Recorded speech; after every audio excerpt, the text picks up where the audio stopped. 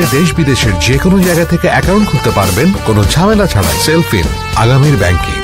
প্রতি মাসের 1 তারিখ আমি মানি রিকোয়েস্ট পাঠায় দেবো, ওস্তাদের কবি অ্যাকসেপ্ট করে দিতে। সেলফিন অ্যাপের মাধ্যমে যে কোনো প্রয়োজনে মানি রিকোয়েস্ট পাঠান আপনার পরিচিত জনের কাছে, যতবার খুশি। সেলফিন, আগামীর ব্যাংকিং।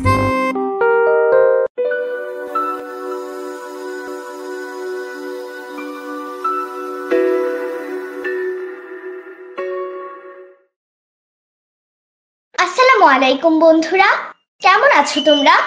আশা করি আল্লাহর রহমতে তোমরা সবাই ভালো আছো। আলহামদুলিল্লাহ, আমিও ভালো আছি।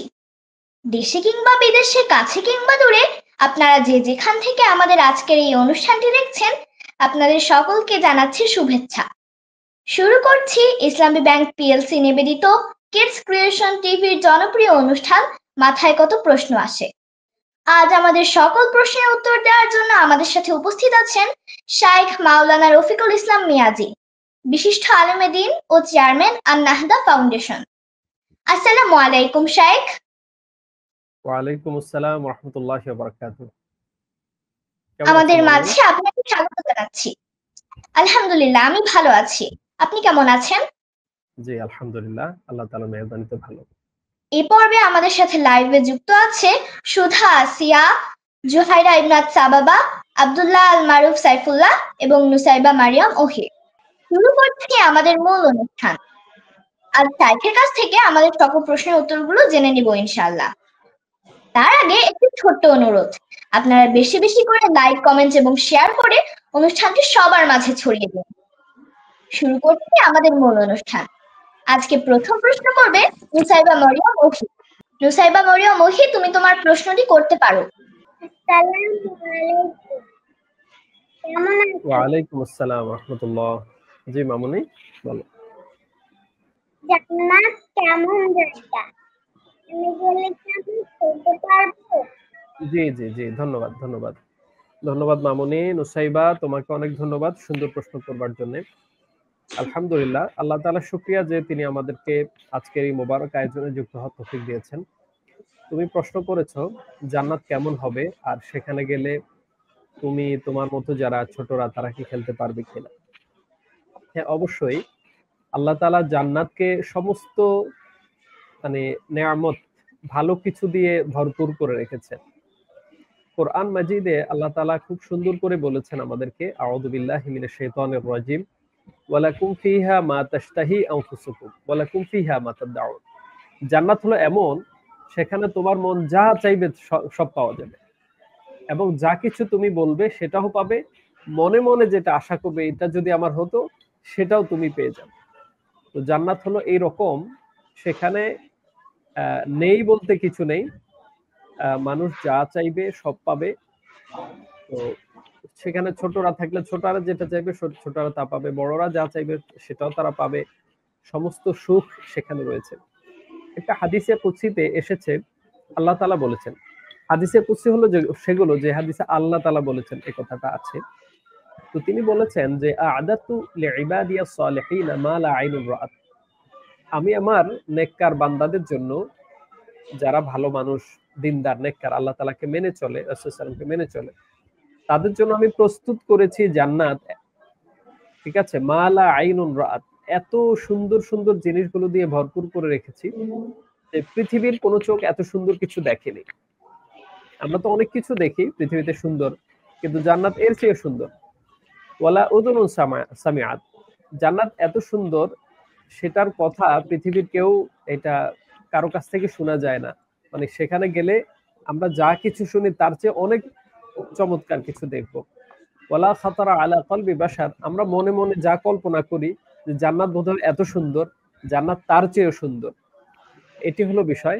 সেখানে সবকিছু আছে, আমাদের মন যা চাইবে সবই পাবো। আমরা যা কিছু আল্লাহ তাআলার কাছে বলবো সবকিছু সেখানে পাওয়া যাবে, কোনো সমস্যা হবে না ইনশাআল্লাহ। জান্নাতে খেলাও যাবে, এরপরে হচ্ছে ঘুরে বেড়ানো যাবে, যা খেতে চাই সেটা পাওয়া যাবে, যেভাবে থাকতে চাই সেভাবে থাকা যাবে, সবকিছু আছে সেখানে ইনশাআল্লাহ। সেই জান্নাতের জন্যই তো আমাদের চেষ্টা করতে হবে যাওয়ার। আল্লাহ তাআলা তৌফিক দান করুন। মাশাআল্লাহ শাইখ, আল্লাহ আমাদেরকে জান্নাতে যাওয়ার তৌফিক দান করুন। এবার প্রশ্ন করার জন্য ডেকে নিচ্ছি জুহাইরা ইমরান তাবাবাকে। আসসালামু আলাইকুম স্যার। ওয়ালাইকুম আসসালাম ওয়া রাহমাতুল্লাহি ওয়া বারাকাতুহু। জি মামুনি সাবাবা, তোমার প্রশ্ন করো।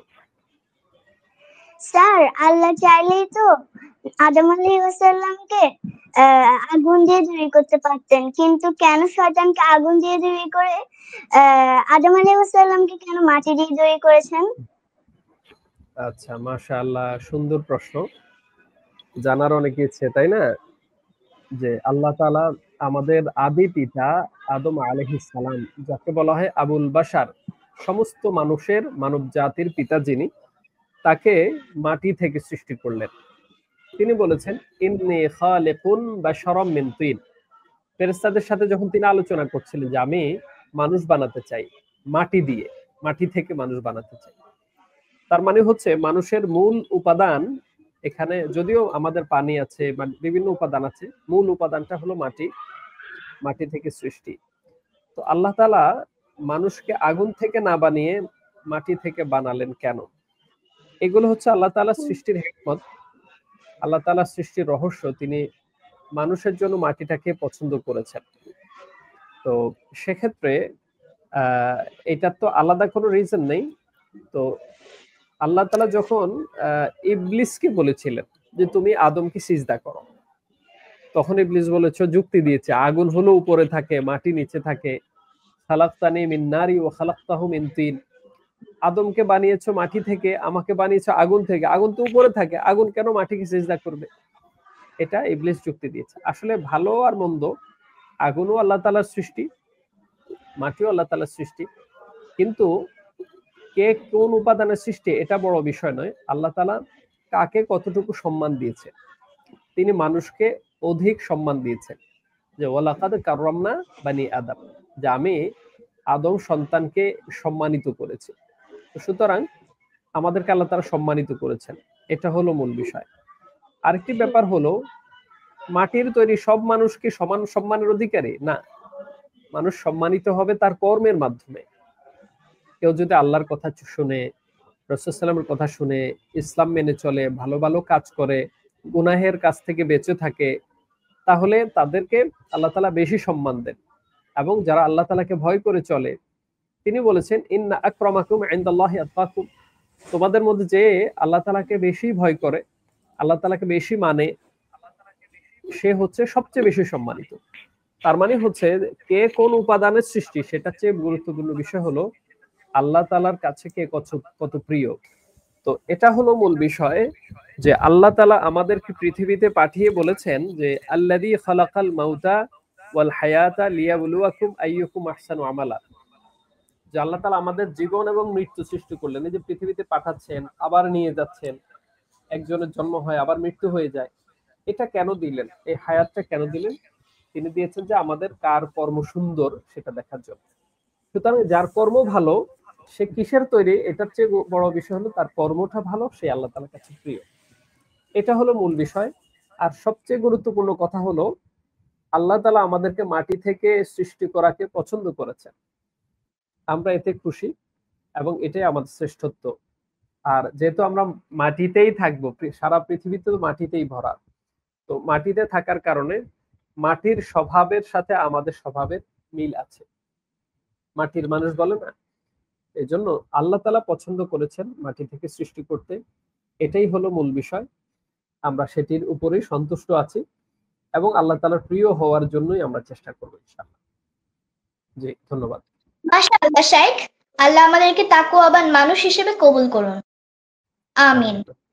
শাইখ, আপনি যদি অনুমতি দিতেন আমি একটি প্রশ্ন করতে চাই। হ্যাঁ হ্যাঁ, অবশ্যই অবশ্যই। শাইখ, গাজার বর্তমান অবস্থায় আমরা তাদের কিভাবে সাহায্য করতে পারি? ধন্যবাদ মামুনি, তুমি আমাদের একটা হৃদয়ের কথা তুমি ব্যক্ত করেছো। ফিলিস্তিন এর একটি অংশ হলো গাজা। পুরো ফিলিস্তিনেই মুসলিমরা আছেন, এর মধ্যে গাজা অংশটা হলো মুসলিমদের সংখ্যাটা বেশি, এবং বেশি নির্যাতিত হলো গাজার মানুষগুলো। আমরা জানি যে ইতিহাস থেকে যে ফিলিস্তিনের ভূখণ্ডেরই একটা কোনায় ইসরায়েলিদেরকে আশ্রয় দেওয়া হয়েছিল, কিছু ইহুদিকে আশ্রয় দেওয়া হয়েছে। ওদের কোনো বাড়িঘর ছিল না, কোনো দেশ ছিল না, ওদেরকে আশ্রয় দেওয়া হয়েছে। এরপর ওরা আস্তে আস্তে আস্তে আস্তে সন্ত্রাসের মতো করে আচরণ করে পুরো দেশটা দখল করে নিয়ে গেছে। এখন বাকি আছে গাজা সহ পশ্চিম তীর ছোট ছোট কিছু অঞ্চল। এখন এগুলো দখল করার জন্য ইসরায়েলিরা চেষ্টা করছে, এবং ফিলিস্তিনি নারী, শিশু, এরপরে বৃদ্ধ, বড় ছোট সবার প্রতি নির্যাতন চালাচ্ছে, হত্যা করতেছে, জুলুম করতেছে, তাদের বাড়িঘর ধ্বংস করে দিচ্ছে, হসপিটাল, স্কুল, মাদ্রাসা এগুলো সব শেষ করে দিয়েছে। তো এই হলো ইসরায়েলিদের আগ্রাসন, তাদের উপর চলছে, জুলুম চলছে, নির্যাতন চলছে।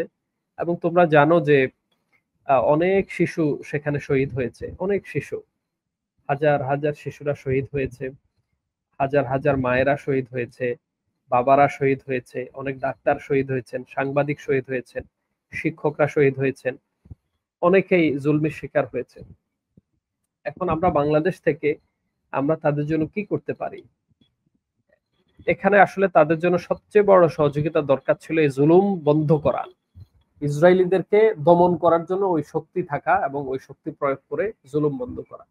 তো আমরা যেহেতু আমাদের এই ছোট্ট জায়গা থেকে আমরা সেটি পারছি না, আমরা তাদের জন্য নাম্বার ওয়ান আমরা দোয়া করব তাদের জন্য সব সময়, আল্লাহ তাআলা যেন মুসলিমদের হেফাজত করেন, এই নারী শিশু সহ ফিলিস্তিনি মা বোনদেরকে আল্লাহ তাআলা হেফাজত করেন, সন্তানদেরকে হেফাজত করেন, মুসলিম সন্তানদের, এবং ইসরায়েলের এই যেন তাদের এই জালেমদেরকে ধ্বংস করে দেন, তাদেরকে দমন করে দেন। এই জন্য আমরা আল্লাহ তাআলার কাছে দোয়া করতে পারি। আরেকটা হলো যে আমরা বিভিন্ন মাধ্যমে সহযোগিতা করা যায়, অর্থনৈতিক সহযোগিতা, টাকা পয়সা দিয়ে তাদেরকে নানান ভাবে হেল্প করা যায়। কিছু লিংক আছে, কিছু মাধ্যম আছে, আমরা আমাদের জায়গা থেকে তাদের জন্য সহযোগিতা পাঠাতে পারি, সাহায্য পাঠাতে পারি। এটা পৌঁছানো খুব কষ্ট, কিন্তু তারপর কিছু মাধ্যম আছে, আমরা সেই মাধ্যমগুলোর বরাদ দিয়ে আমরা টাকা পাঠাতে পারি। যার যেভাবে সুযোগ আছে সহযোগিতা করলে সেটা তাদের কাছে পৌঁছে যাবে। এই দুটি কাজ আমরা করতে পারি। আর আমাদের সাধ্যের বাইরে তো অনেক কিছু যেগুলো হয়তো আমরা পারছি না, যে আমাদের রাষ্ট্রপ্রধানরা পারে অনেক কাজ করতে। বাংলাদেশ সরকারও এটার প্রতিবাদ জানিয়েছে, কিন্তু মুসলিম দেশগুলো যদি ঐক্যবদ্ধ হয়ে এটাকে শক্ত হাতে এটার প্রতিহত করতো, হয়তো আমাদের এই এত শিশুর জীবন যেত না, এত মা বোনদের জীবন যেত না। এবং আজকে তারা খুবই ক্ষুধার্ত। তোমরা জানো যে তাদের উদ্দেশ্যে মানবিক অনেকগুলো জাহাজ পৃথিবীর বিভিন্ন দেশ থেকে একত্রে রওনা হয়ে ইতোমধ্যে গাজার কাছাকাছি সমুদ্র সীমা দিয়ে তারা কাছাকাছি চলে গেছে। সেখানে বাংলাদেশেরও প্রতিনিধি আছেন, বাংলাদেশেরও কিছু ভাইরা আছেন। তো তারাও সেখানে অংশগ্রহণ করেছেন, সহযোগিতা পাঠিয়েছেন পৃথিবীর বিভিন্ন দেশ থেকে। তো এটা খুব দুঃখজনক যে তাদেরও কোনো কোনো জাহাজে ইসরায়েলিরা সন্ত্রাসী কায়দায় সেখানে হামলা করেছে রাতের আধারে।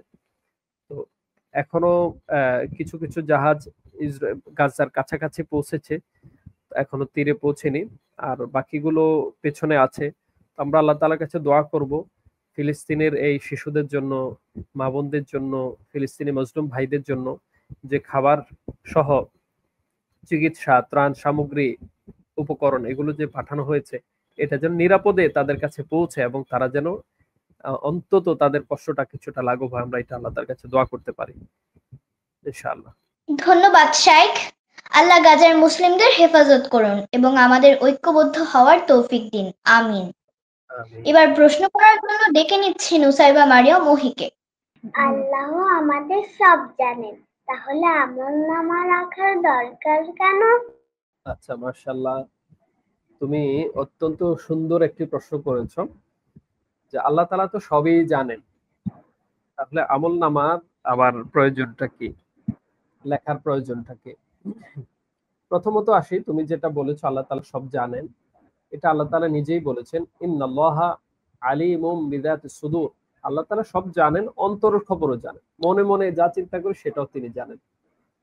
ইয়ালামু মা বাইনা আইদিহিম ওয়া মা খালফাহুম, আমাদের সামনে যা আছে মানে ভবিষ্যতে যা ঘটবে এটাও তিনি জানেন, পেছনে যা আমরা করে ফেলেছি সেটাও তিনি জানেন। তিনি প্রকাশ্য এবং গোপন সবকিছু জানেন, আলোতে যা হয় তাও দেখেন, আধারে যা ঘটে তাও তিনি দেখেন। তিনি সবকিছু দেখেন, সবকিছু শুনেন, সবকিছু জানেন। এরপরে আমল নামা কেন লেখা হয়? তো এটা হলো একটা ডিসিপ্লিনের জন্য, সিস্টেম, যে আল্লাহ তাআলা চান যে একটা সাক্ষী রাখার জন্য। তিনি তো সব দেখেন, জানেন। আমরা যেন মানুষ যখন যারা গুনাহ করবে, অপরাধ করে, আল্লাহ তাআলার অবাধ্য, কথা শুনে না, এই যে মানুষকে হত্যা করে, মানুষকে কষ্ট দেয়, মানুষের অর্থ চুরি করে, ছিনতাই করে নিয়ে যায়, ডাকাতি করে নিয়ে যায়, এই এই অন্যায়গুলো যারা করছে, আল্লাহ তাআলার বিধান মানে না যারা, এরা তো পাপী, অপরাধী। তো এদেরকে তো পানিশমেন্ট দিবেন আল্লাহ, শাস্তি দিবে। তো এদেরকে যখন এই বলা হবে যে তোমরা এই পাপ করেছো, ওরা অস্বীকার করবে, বলে আমি করি না এগুলা, আমি কখনো এই পাপ করি না। তখন এটা তো আল্লাহ তাআলা বললেই তো সে মানতে চাইবে না যে তুমি করেছো, আমি তো সাক্ষী। বরঞ্চ আল্লাহ তাআলা বিভিন্ন রকমের সাক্ষী তার জন্য সামনে রাখবেন। প্রথমত বলবেন যে এই যে দেখো তোমার রেকর্ড, তুমি যা যা করেছো দেখো তুমি। আমরা এখন তো ভিডিও করে দেখি না, বিভিন্ন বিষয় ভিডিও, এই যে আজকের প্রোগ্রামটা ভিডিও হচ্ছে, আমরা এটা লাইভ হচ্ছে, তো এরপরে আমরা লাইভ দেখতে পারবো প্রোগ্রামের পরে। এরকম আমাদের সবকিছু আল্লাহ তাআলার কাছে রেকর্ড হয়ে যাবে। আমাদের যে কাঁধের মধ্যে কিরামান কাতিবিন, সম্মানিত লেখকবৃন্দ আছেন, তারা এগুলো লিখছেন, এগুলো রেকর্ড করছেন। কিয়ামতি কিতাবান ইয়ালকাহু মানশুরা, কিয়ামতের দিন এটাকে একটা একদম প্রিন্টেড কপি আমাদের সামনে চলে আসবে, যে আমরা দেখব যে আমরা কি কি করেছি, সেটা একদম ভিডিও সহ দেখতে চাইলে সেটাও দেখা যায়। তো সুতরাং আমরা যখন এই আমল নামাজের সংরক্ষণ হচ্ছে, আমরা যখন সামনে দেখবো হ্যাঁ আমি তো এগুলো করেছি, এটা একটা বিষয়। আরেকটা হলো যে আল্লাহ তাআলা আমাদের শুধু আমল নামা না, আমাদের এই আপাদ মস্তকে আমাদের অঙ্গ প্রত্যঙ্গ গুলোকেও সাক্ষী হিসেবে রাখে। সূরা ইয়াসিনের 65 নম্বর আয়াতে আছে, আল ইয়াউমা নাখতিমু আলা আফওয়াহিহিম ওয়া তুকাল্লিমুনা আইদিহিম ওয়া তাশহাদু আরজুলহুম বিমা কানু ইয়াকসিবুন। যে কিয়ামতের দিন আল্লাহ তাআলা যখন হিসাব নিকেশ করবেন, বান্দা যখন অস্বীকার করতে চাইবে, বেশি কথা বলতে চাইবে, তখন মুখে তালা মেরে দেওয়া হবে, মুখ আটকে দেওয়া হবে, মুখ কথা বলতে পারবে না। তখন হাত কথা বলবে, হাত বলবে যে হ্যাঁ রব্বুল আলামিন আপনার এই বান্দা এই এই কাজ করেছে, আমি নিজে দেখেছি, আমি সাক্ষী। হাত কথা বলবে আল্লাহর সাথে। তারপর হচ্ছে পা সাক্ষ্য দেবে, পা বলবে হ্যাঁ হাত যা যা বলেছে সঠিক বলেছে, আমি নিজে সাক্ষী। এইভাবে দেহের অঙ্গ প্রত্যঙ্গগুলো সাক্ষ্য দেবে। আমাদের আশপাশে যে সৃষ্টিগুলো আছে, মাটি সাক্ষী, আমরা যে মাটির সামনে উপরে এই এই কাজগুলো করছি, সাক্ষ্য দেবে। আশপাশের যত জিনিস আছে, আসবাবপত্র, সবাই সাক্ষ্য দেবে। সুতরাং এই রেকর্ড করা, আমলনামা রেকর্ড করা, এটা হলো আমাদের প্রমাণ হিসেবে রাখেন, যে সাক্ষ্য, যে আমরা যেন অস্বীকার করতে না পারি যে আমরা যা করছি। একইভাবে যারা ভালো কাজ করবে, ভালো কাজেরও তো সাক্ষী রেকর্ড হচ্ছে, সমস্ত ভালো কাজের রেকর্ড হচ্ছে। যেমন বান্দাকে যখন আল্লাহ তাআলা এত নিয়ামত দিবেন, জান্নাত দিয়ে, সমস্ত সুখ দিয়ে দিবেন, তো সে বলবে যে আল্লাহ রাব্বুল আলামিন আমি কি এত করেছি যে এত সুখ তুমি আমাকে দিয়েছো। বলবে যে দেখো তুমি এই কাজগুলো করেছো, তুমি নামাজ পড়েছো, রোজা রেখেছো, তুমি ভালো ভালো কাজ করেছো, মানুষের উপকার করেছো, হালাল উপার্জন, ভালো খাবার, পবিত্র হালাল খাবার খেয়েছো, সুতরাং আমি তোমার প্রতি খুশি হয়েছি। এরপর তিনি বলবেন যে তোমরা সবকিছু কি বুঝে পাইছো, আমি তোমাদেরকে সবকিছু দিয়েছি, জান্নাত দিলাম, সুখ দিলাম। সবাই বলবো রব্বুল আলামিন আমরা যা পাওয়ার তার চেয়ে অনেক বেশি পেয়ে গেছি, অনেক বেশি পেয়ে গেছি। তখন আল্লাহ তাআলা বলবেন যে ওয়ালাদাইনা মাজিদ, আমার কাছে আরো বেশি আছে, আরো বেশি আছে তোমাদের দেওয়ার মতো। তখন তিনি বলবেন একটা জিনিস বাকি আছে, সেটা হলো আমাকে তোমরা দেখোনি এখনো, আমাকে তো দেখোনি। তখন আল্লাহ তাআলা তাকে দেখার মতো সুযোগ আমাদের করে দিবেন, ওই চোখের ওই জ্যোতি শক্তি দিবেন যেন আল্লাহ তাআলাকে দেখা যায়। তখন আল্লাহ তাআলা যখন সামনে আসবেন, অপলক নয়নে হাজার হাজার বছর মানুষ আল্লাহ তাআলাকে দেখতে থাকবে এক দৃষ্টিতে, এত সুন্দর আল্লাহ তাআলা। তো সুতরাং এই আমাদের আমল নামাগুলো সংরক্ষণের, রেকর্ড করার এটা অনেক কারণ আছে। এটা পাপীদের জন্য এটা দরকার, আবার নেককারদের জন্য এটা দরকার সাক্ষী হিসেবে। এবং এটার ফল, ভালোটার আমল নামার ফল যেমন ভালো, খারাপ আমল নামারও কিন্তু একটা পানিশমেন্ট আছে, শাস্তি আছে। এই জন্যই মূলত সাক্ষী এগুলো আমাদের জন্য। ধন্যবাদ শাইখ, আপনি অনেক সুন্দর ব্যাখ্যা দিয়েছেন, আমরা অনেক কিছু জানতে পারলাম। এবার মারুফকে ডেকে নিচ্ছি তার প্রশ্ন করার জন্য। মারুফ, তুমি তোমার প্রশ্নটি করতে পারো। জি, আমি প্রিয় নবী সাল্লাল্লাহু আলাইহি ওয়াসাল্লামের সম্পর্কে জানতে চাই। আচ্ছা মারুফ, অনেক ধন্যবাদ তোমাকে। পরে পেয়েছি আমরা, তারপরও মোবারকবাদ। তুমি জানতে চেয়েছো আমাদের প্রিয় নবী মুহাম্মদ সাল্লাল্লাহু আলাইহি সাল্লাম সম্পর্কে তুমি জানতে চাও। আমাদের প্রিয় নবীর সিরাত বা জীবনী এটা এত সমৃদ্ধ, এত বিস্তৃত, এত ব্যাপক, সেটি ঘন্টার পর ঘন্টা, মাসের পর মাস, বছরের পর বছর আলোচনা করেও শেষ করা যাবে না। আমাদের প্রিয় নবীকে নিয়ে অনেক লেখক লিখেছেন। নবীজির জীবনী গ্রন্থগুলোকে সিরাত বলা হয়। এরকম অনেক সিরাত গ্রন্থ লেখা হয়েছে, কিন্তু নবীজির জীবনী লেখা শেষ করতে পারেনি। কেউ বলেনি যে আমার এটা কমপ্লিট হয়ে গেছে, লেখা হয়ে গেছে। তো আমাদের প্রিয় নবী সম্পর্কে এরকম বিস্তৃত আলোচনা আছে। আল্লাহ তাআলা বলেছেন আমাদেরকে যে লাকাদ কানা লাকুম ফি রাসূলিল্লাহি উসওয়াতুন হাসানাহ, তোমাদের জন্য আল্লাহ রাসূলের মধ্যে রয়েছে উত্তম আদর্শ। যে তোমরা যদি ফলো করতে চাও অবশ্যই আল্লাহ রাসূলকে ফলো করবে এবং ফলো করতে হবে। এবং আল্লাহ তাআলা এটাও বলেছেন যে কুল ইন কুনতুম তুহিব্বুনাল্লাহ ফাত্তাবিউনি ইউহিব্বুকুমুল্লাহ। হে নবী, আপনি বলে দিন তোমরা যদি আল্লাহ তাআলাকে ভালোবেসে থাকো তাহলে আমি নবীকে অনুসরণ করো, ফলো করো, তাহলে আল্লাহ তাআলা ভালোবাসবে। তো প্রিয় নবীকে অনুসরণ করতে বলা হয়েছে, তার মানে হচ্ছে তার সবটাই ভালো। তিনি আরবের মরু অঞ্চলে, মরুভূমির, যে এখনো সেই আরব মরুভূমিতে ঘেরা মক্কা নগরীতে তিনি জন্মগ্রহণ করেছেন 570 খ্রিস্টাব্দে, এবং তিনি 63 বছর জীবিত ছিলেন। এবং মক্কাতে তিনি 40 বছর বয়সে তিনি ওহী প্রাপ্ত হন, তার উপর ওহী আসে 40 বছর বয়সে। এরপর 13 বছর মক্কায় ছিলেন, এটাকে মাক্কি যুগ বলে। এরপর হিজরত করে মদিনায় চলে যেতে হয়, সেখানে 10 বছর ছিলেন, এটা হলো মাদানী যুগ। এই মাক্কি এবং মাদানী হলো 23 বছর, এটা নবুয়তির সময়। এর আগে নবীজি 40 বছর নবুয়তের আগের সময়, টোটাল 63 বছর তিনি জীবিত ছিলেন। আমাদের প্রিয় নবী মুহাম্মদ সাল্লাল্লাহু আলাইহি সাল্লাম তিনি হচ্ছেন সর্বশেষ নবী ও রাসূল। আল্লাহ তাআলা পৃথিবীতে অসংখ্য নবী রাসূল পাঠিয়েছেন, প্রায় লক্ষাধিক নবী রাসূল পাঠিয়েছেন। তো এই অসংখ্য নবী রাসূলের মধ্যে তিনি হচ্ছেন সর্বশেষ নবী এবং সর্বশেষ রাসূল। তারপর আর কোন নবী আসবে না, রাসূল আসবে না। কেউ যদি নবী বলে যে আমি নবী অথবা আমি রাসূল, তাহলে সে ভণ্ড, সে গোমরা, সে কাফের, সে নবী নয়। তো তিনি হচ্ছেন শেষ নবী, ওয়ালাকিন রাসূলুল্লাহি ওয়া খাতামান নাবিয়্যিন, এবং শেষ নবী এবং শেষ রাসূল। এটা একটা পয়েন্ট। আরেকটা হচ্ছে আমাদের প্রিয় নবী মুহাম্মদ সাল্লাল্লাহু আলাইহি সাল্লাম তিনি হচ্ছেন সর্বশ্রেষ্ঠ নবী, সাইয়্যিদুল আম্বিয়া ওয়ার রাসূল, সমস্ত নবী রাসূলের মধ্যে সর্দার, তিনি সবার মধ্যে শ্রেষ্ঠ। তাহলে তিনি সর্বশেষ নবী রাসূল, আবার শ্রেষ্ঠ নবী ও রাসূল, এটাও বিশ্বাস করতে হবে। তৃতীয়ত হলো তিনি শুধু আরবের নির্দিষ্ট ভূখণ্ডের নবী নন, তিনি শুধু আরব জাতির নবী নন, তিনি শুধু তার জমানার নবী নন, তিনি সারা পৃথিবীর সমস্ত মানুষের নবী। এর আগে নবীগণ এসেছেন বিভিন্ন এলাকায়, কেউ কেউ বনী ইসরাইলের নবী ছিলেন, কেউ কেউ ইরাকের নবী ছিলেন, কেউ সিরিয়াতে ছিলেন, কেউ মিশরে ছিলেন, একটা ছোট ছোট এলাকার নবী ছিলেন। কিন্তু আমাদের প্রিয় নবী সারা পৃথিবীর সকল মানুষের নবী, রাহমাতুল লিল আলামিন। ঠিক আছে, তিনি আল্লাহ তাআলা বলেছেন কুলিয়া আইয়ুহা রাসূল ইন্নী রাসূলুল্লাহ ইয়া আইয়ুহান নাস ইন্নী রাসূলুল্লাহ ইলাইকুম জামিআ। হে নবী, আপনি বলে দিন, হে সব মানব জাতি, আমি তোমাদের প্রতি আল্লাহর রাসূল হিসেবে প্রেরিত হয়েছি। সুতরাং তিনি হচ্ছেন বিশ্ব নবী। তাহলে তিনি হচ্ছেন শেষ নবী, তিনি হচ্ছেন শ্রেষ্ঠ নবী, তিনি হচ্ছেন বিশ্ব নবী। এগুলো বিশ্বাস করতে হবে আমাদের প্রিয় নবীর ব্যাপারে।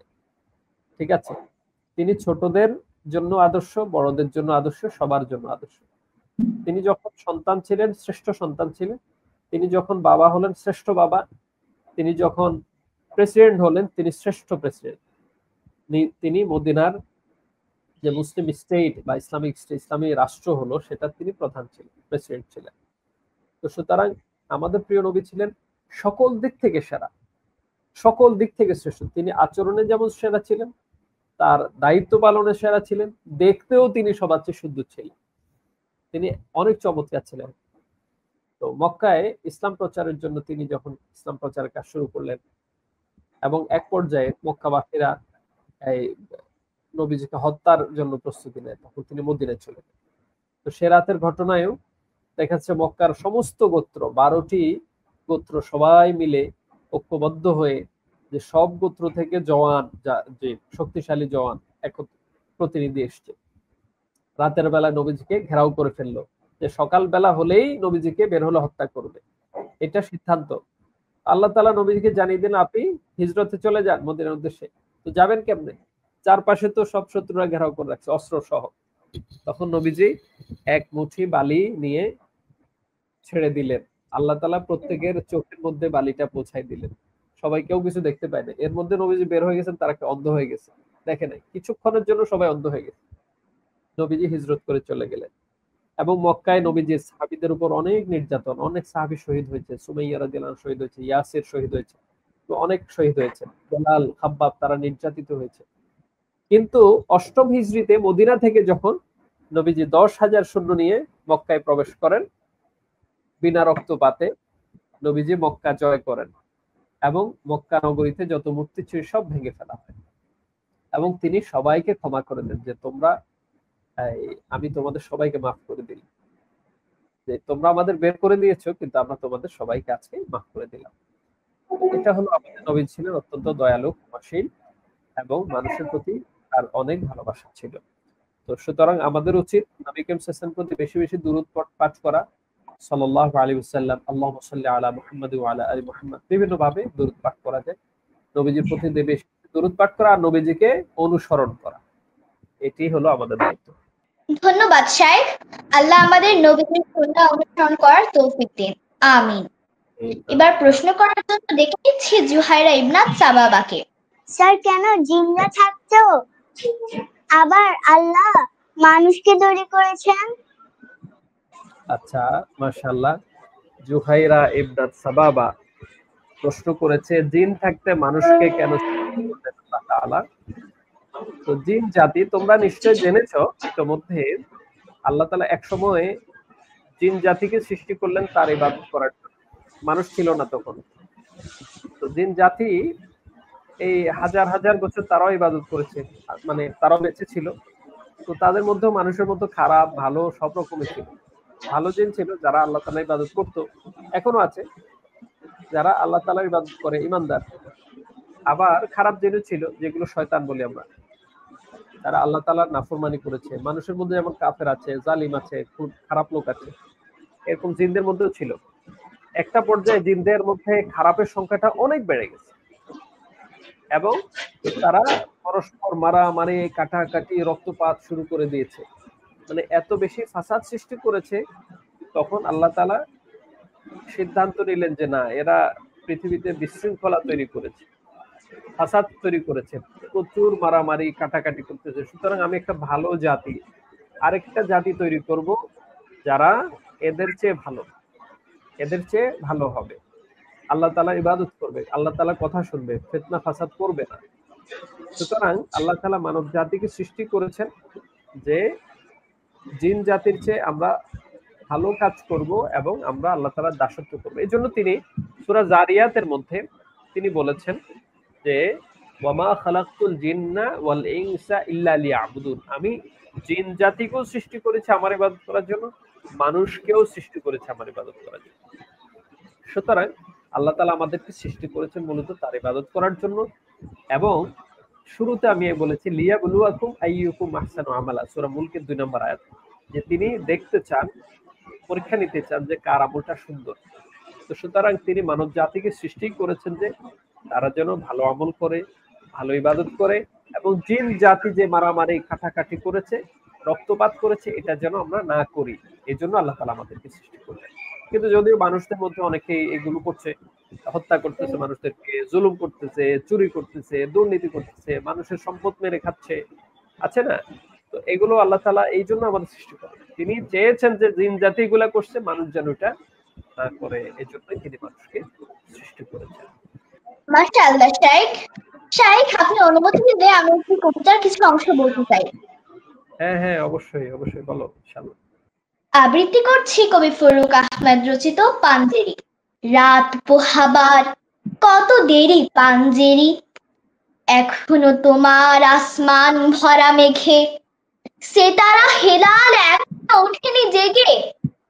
তুমি মাছ তুলে আমি দাঁড় টানি ভুলে, অসীম কুয়াশা জাগে শূন্য তাহেরি, রাত পোহাবার কত দেরি পাঞ্জেরি, দীঘল রাতের শ্রান্ত সফর শেষে কোন দরিয়ার কালো দিগন্তে আমরা পড়েছি এসে, একে ঘনসিয়া জিন্দেগানির বাব, তোলে মরসিয়া ব্যথিত দিনের তুফান শ্রান্ত খাব, অস্ফুট হয়ে ক্রমে ডুবে যায় জীবনের জয় ফেরি, তুমি মাছ তুলে আমি দাঁড় টানি ভুলে, সম্মুখে শুধু অসীম কুয়াশা হেরি, রাত পোহাবার কত দেরি পাঞ্জেরি।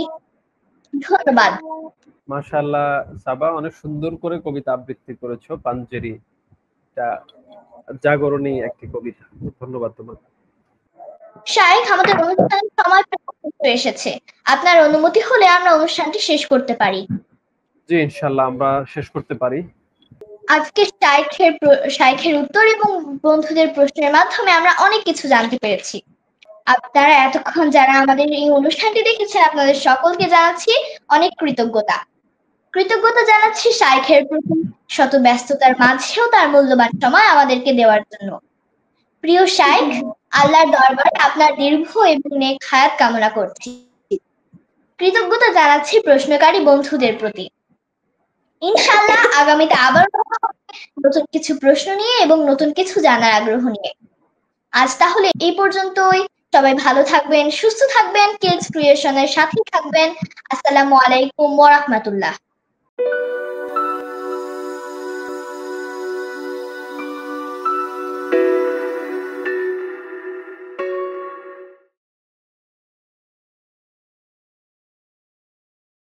খালাম্মা, আমি আপনার মোবাইলে সেলফিন ইনস্টল করে দিতেছি। আপনার গোপন পিন নাম্বার দিয়া আপনার রেমিটেন্সের টাকা আপনি নিজেই জমা করতে পারবেন। সেলফিন আগামীর ব্যাংকিং।